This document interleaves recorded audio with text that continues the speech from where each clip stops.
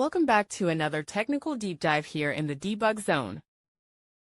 Today we're tackling a big question and breaking it down with insights from other users. Hopefully this clears up some misconceptions and helps you get the answer you need. So buckle up, stay a little curious, and let's jump right in.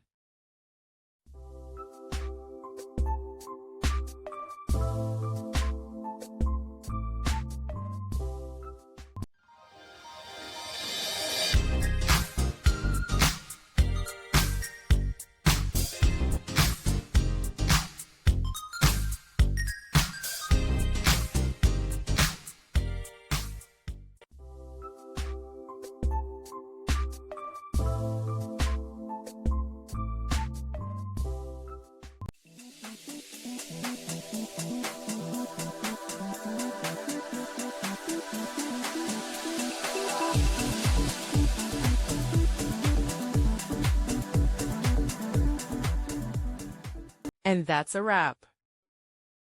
I hope you found the answer you were looking for. If you did, take a second to hit that subscribe button. It really helps out. And let me know in the comments which solution worked best for you. See you next time in the debug zone.